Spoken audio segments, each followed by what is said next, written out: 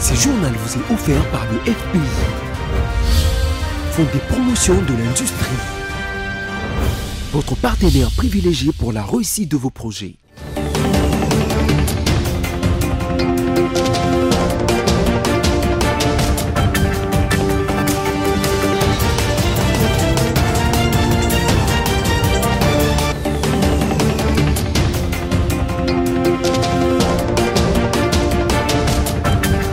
Nouvelle édition du journal sur BSC Télévision. Messieurs, dames, bienvenue.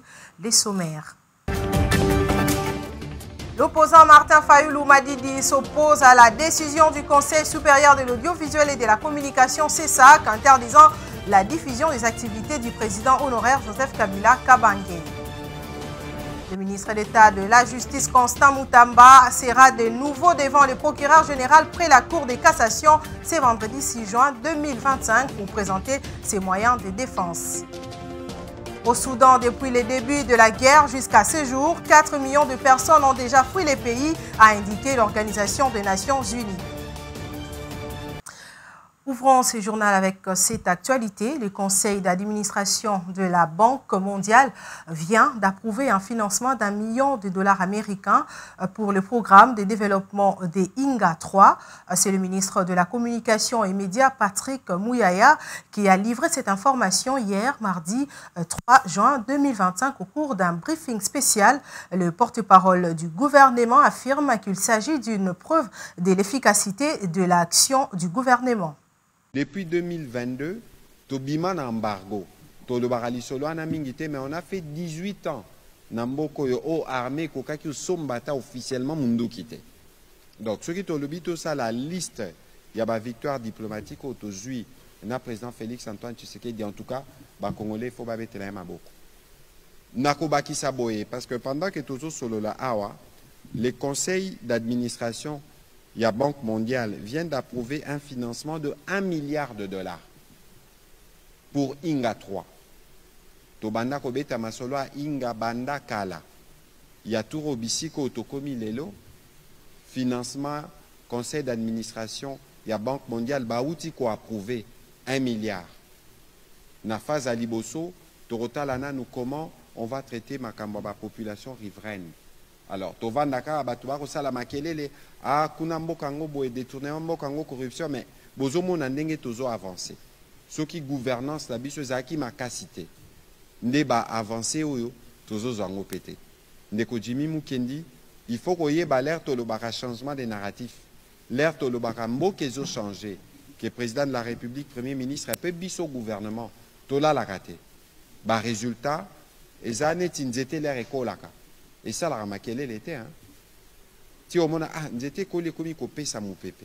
Tous un processus to planter belé, banzete commis coco la malin mais malin bépé ba congolais, bango moko ba komo na ba dividende. Ceux qui bomoni ke ba dongolo miso, ba koma rosala biso bitumba, et zapo ba lukabacha moi frein. Mais Congo côté les mapo tous un système à congolais téléma. Au Bénin, plus précisément à Cotonou, la capitale, la situation sécuritaire en République démocratique du Congo était au centre de la 31e Assemblée régionale Afrique de l'Assemblée parlementaire de la francophonie qui s'est ouverte. Le président de l'Assemblée parlementaire de la francophonie a présenté les rapports de la mission des bons offices de l'APF conduite récemment à Kinshasa et à Kigali. Images et commentaires. La situation sécuritaire en République démocratique du Congo était au centre de la 31e Assemblée régionale Afrique de l'Assemblée parlementaire de la francophonie qui s'est ouverte à Cotonou, capitale du Bénin, le 2 juin 2025. La journée du 3 juin a été consacrée essentiellement à la conférence des présidents. La situation sécuritaire en République démocratique du Congo a bénéficié d'une attention particulière au cours de cette réunion. Le président de l'Assemblée parlementaire de la francophonie, Hilarion Etong, a présenté les rapports de la mission des bons offices de l'APF conduite récemment à Kinshasa et Kigali. Les recommandations de ce rapport ont été discutées, amendées, puis adoptées par la conférence des présidents après un enrichissement apporté par l'intervention du président de l'Assemblée nationale, Vital Kamerhe, comme l'a rapporté Adama Bictogo, président de l'Assemblée nationale de la Côte d'Ivoire. La déclaration de Cotonou sur la crise en RDC, telle qu'adoptée au cours de ces assises, a salué la médiation de l'Union africaine dans les conflits à l'est de la République démocratique du Congo, conduite par son Excellence Faure Gnassingbé, président du Conseil du Togo. Elle encourage toutes les initiatives diplomatiques régionales et internationales, en particulier celles menées par l'Union africaine et les Nations unies, en vue de restaurer la paix, d'assurer la protection des civils et de lutter contre l'impunité pour les crimes commis. Adama Bitogo a souligné que l'APF, en tant qu'un des outils d'accompagnement de la médiation du président Faure Gnassingbé, va lui faire ses recommandations et ses propositions sur base de ce qui a été entendu et ce qui a été noté de ces rapports aujourd'hui sanctionnés par la déclaration de Cotonou sur la crise en RDC. Et nous voulons accompagner le président Faure dans la recherche de la paix au Congo, dans la recherche d'une solution durable. Et cela, nous restons convaincus que cela passe par le dialogue. Mais en tant qu'APF, nous sommes un outil d'accompagnement du président Faure. C'est donc pour cela que nous allons aller rencontrer le président Faure, accompagné donc du président Vital Kamerhe, du président de l'Assemblée du Rwanda ou du Sénat du Rwanda, et des présidents que nous sommes, en l'occurrence moi-même, du Congo, du Bénin. Nous serons. Ce serait donc une délégation de haut niveau des parlementaires qui se rendra d'abord au Togo pour rendre compte au président Faure et échanger avec lui. Ensuite, nous irons à la grande réunion qui aura lieu en France où la région Afrique va faire entendre encore sa voix, mais qui va donc mettre en avant le communiqué que nous allons donc adopter, né des différents rapports que nous aurons reçus de la mission qui a été effectuée aussi bien au Congo qu'au Rwanda. La conférence de présidents a aussi décidé de mettre en avant, lors de l'Assemblée générale de l'APF en juillet prochain, la déclaration finale de Cotonou sur la crise en RDC qui a été adoptée à l'issue des différents rapports produits au cours de cette mission des bons offices conduite au Rwanda et en RDC. Après l'interdiction formelle du CESAC sur la diffusion des activités du président honoraire Joseph Kabila Kabange à la télévision et à la radio, plus d'un ont réagi. Interrogé à ces sujets par nos confrères de TV5 Monde, l'opposant congolais Martin Fayulu Madidi parle d'une entrave démocratique. Il n'est pas du tout d'accord avec cette décision. En outre, le président de l'ICD a exprimé sa vive inquiétude face à la situation actuelle de la République démocratique du Congo. On l'écoute. Qu'il n'y a pas de solution militaire pour sortir de la crise et il n'y a que le dialogue. Il faut que les Congolaises et les Congolais se mettent autour d'une table et puissent se parler pour trouver une solution pérenne à notre crise. Oui, mais tous ceux qui entravent démocratique ne sont pas d'accord. Il faut laisser les gens libres, parler, dire ce qu'ils ont à dire. Et cela ne veut pas dire si les gens racontent des bêtises, ça peut intimider. On a raconté beaucoup sur moi, mais les gens, je demande qu'ils amènent des preuves. Monsieur Tshisekedi avait créé l'Union sacrée en décembre 2020. On a vu des gens ensemble et les autres s'est précipités. Ils ont fait une alliance. Kabila, Tshisekedi, Katumbi et tous, ils ont fait des alliances. On les a laissés libres parce que c'est leur liberté, c'est leur libre arbitre. Je ne suis pas d'accord pour la restriction des libertés des paroles, des libertés individuelles. Il faut laisser les gens parler, mais la vérité est têtue. La vérité finit toujours par triompher. Notre célèbre artiste musicien Koffi Olomide avait dit que le mensonge arrive par l'ascenseur, mais la vérité arrive par les escaliers, mais elle arrive. Et la vérité finira par triompher. Après sa première audition, le ministre d'État, ministre de la Justice, Constant Mutamba, est de nouveau attendu ce vendredi 6 juin 2025 au parquet près la Cour des cassations. La première audition de près de 2 heures qu'il a eue hier, 3 juin 2025, portait sur le dossier du présumé détournement de fonds publics lié à la construction d'une prison centrale de Kisangani dans la province de la Chopo. Le nouveau rendez-vous est pris pour c'est vendredi 6 juin, une occasion pour Constant Mutamba de présenter ses moyens de défense.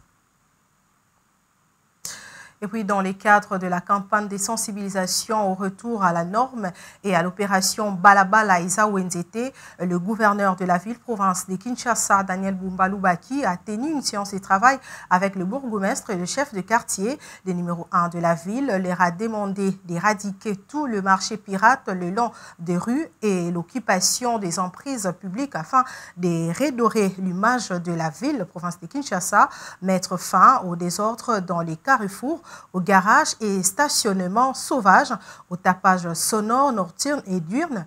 Il leur a également parlé de leur implication dans la mobilisation des recettes pour donner le gouvernement provincial des moyens pour enfin réaliser divers projets.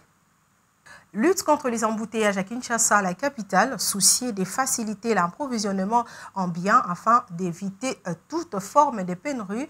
Le gouvernement provincial a, à travers le ministère des Transports, décidé d'autoriser la circulation des camions de livraison de moins de 15 tonnes, mais cela se fera de 10h à 15h. Le communiqué.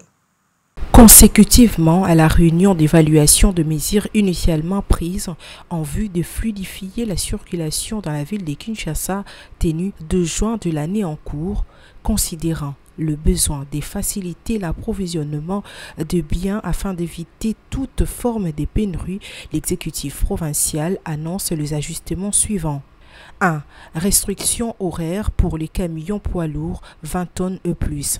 Circulation autorisée uniquement de 22h à 5h pour les camions transportant les matériaux de construction, ciment, sable, cailloux et autres. 2. Couloir économique 10h à 15h. Itinéraire dédié pour les camions remorques Mitendi, Bypass, boulevard Lumumba, 14e rue Limité, boulevard Congo-Japon, ex-poids lourd.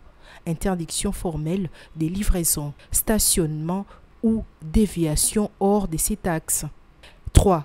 Livraison légère, moins de 15 tonnes. Autorisation de livraison de 10h à 15h uniquement sur la voie secondaire, grands axes interdits, sous condition de stationnement hors chaussée. 4. Exemption. Bétonnière, camion de CEP Congo, Régie des eaux, SNEL, OVD, camions militaires et camions de la police nationale congolaise. 5. Sanctions. Tout contrevenant sera sanctionné selon les dispositions légales en vigueur. Fait à Kinshasa le 3 juin 2025, Amiso Yoka Lumbilabob. Je l'ai dit en titre, au Soudan, 4 millions de personnes ont fui le pays depuis le déclenchement de la guerre entre les forces armées soudanaises et les paramilitaires dans force de soutien rapide le 15 avril 2023, a indiqué l'Organisation des Nations Unies en séjour. France 24 pour plus de détails. Cela fait des mois que l'alerte a été lancée et pourtant la situation ne montre aucun signe d'amélioration. Ces réfugiés fuient leur pays déchiré par la guerre dans l'espoir de trouver un abri et de quoi se nourrir. Mais ce qui est parfois considéré comme la pire crise humanitaire du XXIe siècle vient de franchir, selon l'ONU, une nouvelle étape difficile. Depuis hier, le nombre de personnes ayant fui le Soudan depuis le début de la guerre a atteint 4 millions. Les organisations humanitaires sur place peinent à fournir l'assistance nécessaire en raison de la gravité de la situation d'urgence ainsi que la crise budgétaire précipitée notamment par la fin de l'aide financière américaine. Plus de 800 000 réfugiés sont entrés au Tchad, ce qui porte à 1,2 million le nombre total de réfugiés soudanais au Tchad. Les organisations internationales s'efforcent de fournir de l'aide malgré les conditions difficiles. La prochaine saison des pluies menace de compliquer l'accès dans de nombreuses régions et le contexte sécuritaire reste extrêmement dangereux. Mardi, un camion transportant de la nourriture dans la région du Darfour du Nord a été attaqué et plusieurs travailleurs humanitaires ont été tués. En sport, vous le savez certainement que les Léopards dames de la République démocratique du Congo ont été battus de 3-1 par les Twiga Stars de Tanzanie lors d'un match préparatoire de la CAN 2025 qui se déroulera au Maroc. Après cette défaite, l'entraîneur Hervé Epi a souligné que ces matchs lui a permis d'évaluer les performances de nouvelles et anciennes joueuses. On l'écoute. L'idée du stage, c'était de voir un maximum de joueuses pour reconstruire l'équipe avec les anciennes et les nouvelles têtes. Donc ça, c'est ce qui est en train de se faire. Moi, ce que je retiens, c'est qu'il y a un groupe voilà, qui s'est construit déjà au niveau de la cohésion. Il n'y a pas que sur le terrain. Hein. Voilà, une sélection, ça se construit aussi en dehors du terrain. Il faut savoir qu'après, ces jeunes filles, elles vont partir pratiquement un mois ensemble.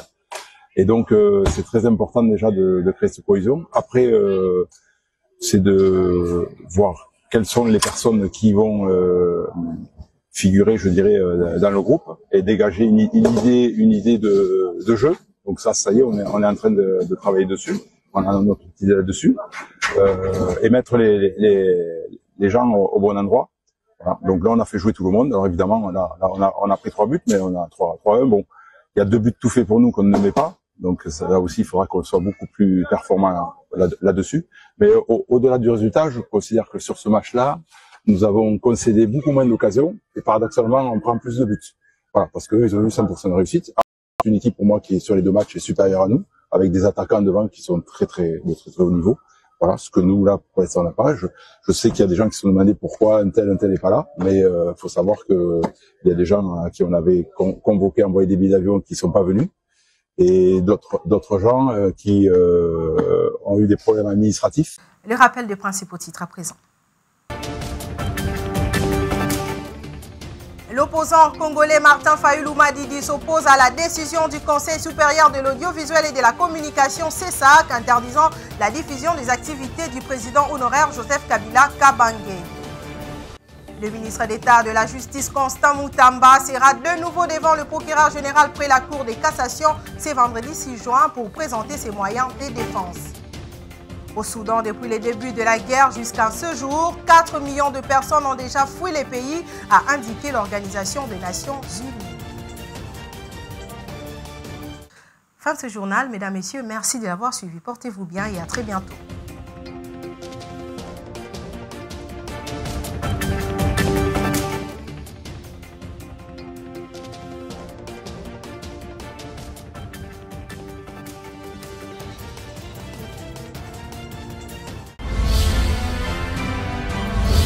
Ce journal vous est offert par le FPI, Fonds des promotions de l'industrie, votre partenaire privilégié pour la réussite de vos projets.